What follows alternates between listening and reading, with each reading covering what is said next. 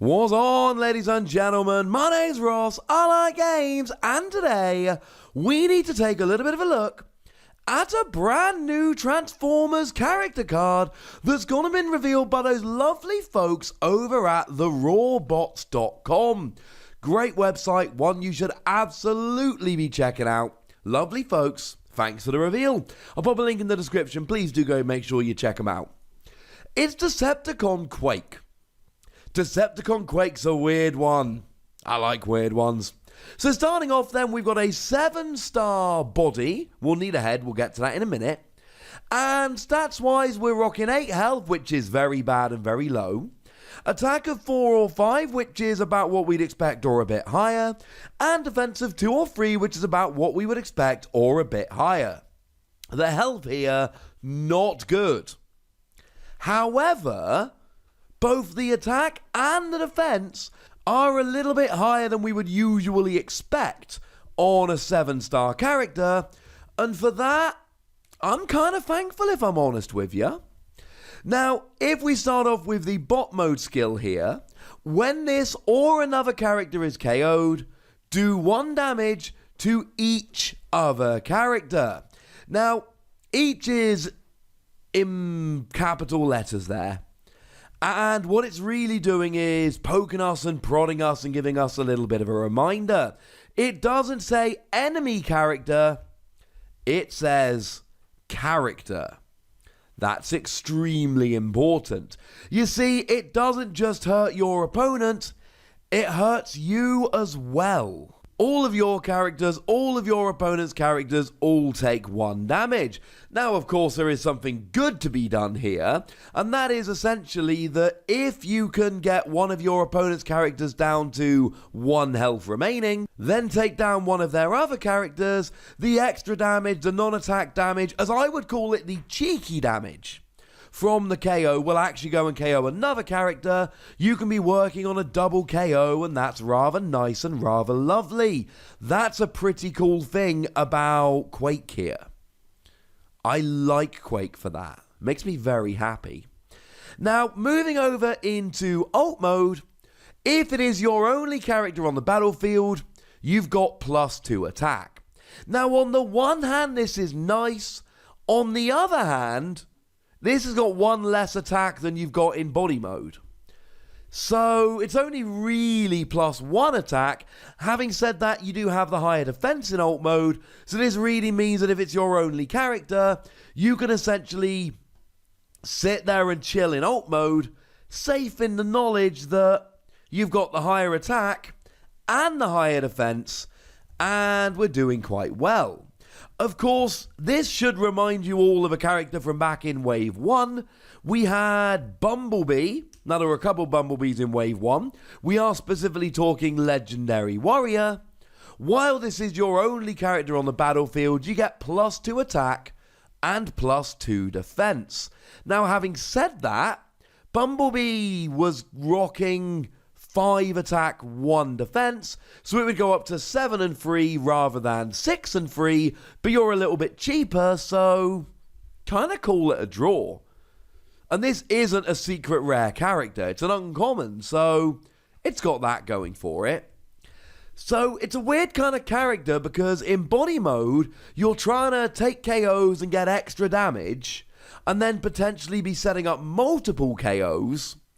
And in alt mode, what you really want to do is try and make sure that this is the last character standing so that you can get that extra attack boost. Having said that, you've only got 8 health. We do like the free defense. The free defense is good, but we've only got 8 health. That means that you might struggle a bit to be the last character standing. Now, the good news is you are a ranged character. Ranged characters have pretty much the best tricks when it comes to cheeky damage. We've got Marksmanship, which will do 2 damage to an enemy in bot mode if you've got a ranged character on the battlefield. We've got Armed Hovercraft, which when you attach it will do 1 damage to each of your opponent's characters, and that could be something you're looking to do here, especially if you're against one of these heads that's got very low health or a Micromaster that's got very low health. we can potentially here be setting them up so that you attack one character and then do 1 damage to each other character. Now, on the one hand, that's actually really not much fun because you are taking damage onto your own characters. On the other hand, you are dealing 1 damage to all of your opponents, and if you're really that worried about it, just try and take the KO in ult mode. But of course, if you're really that worried about non-attack damage, we do have a couple of options. Now, in terms of characters, we technically have Motormaster, but Motormaster only protects your other characters, not itself, and Quake is already not taking the damage, it's other characters, so I'm not a huge fan of that. I am a huge fan of Ironhide. Having said that, I'm a little bit biased, given that it was one of the characters I was lucky enough to be able to reveal. But when you are in ult mode, you cannot take non-attack damage from your opponent's card. So it doesn't actually save you there. That's really annoying. We've also got defensive driving, which stops you taking non-attack damage from your opponent's cards. So actually, this is an extremely difficult one to actually stop. Neither defensive driving nor Ironhide will actually do it here, because it only blocks your opponent. Motormaster will, but it will only protect a character other than Motormaster or Quake, which is starting to get a little bit fiddly. Take cover doesn't work because that only prevents it on your opponent's turn. But the good news is we do have a couple of options, though they're not great. One option we've got here is Ultra Magnus Armor. Now, it is the only double star battle card we've seen so far. It's very expensive to play, but it gives you +2 attack, +2 defense, and if it would take non-attack damage, it takes that much damage -1. Quake's only doing 1, so Ultra Magnus Armor is brilliant here, but it only works on Autobots and it costs 2 stars, so let's not go pretending it's some kind of super magic answer. It's not ideal, shall we say. We don't have phenomenal options for preventing this. I'm sorry. But we've got a Titan Master body, we're going to go and need a Titan Master head, and the lovely folks over at therawbots.com have gone and shown us one of those as well.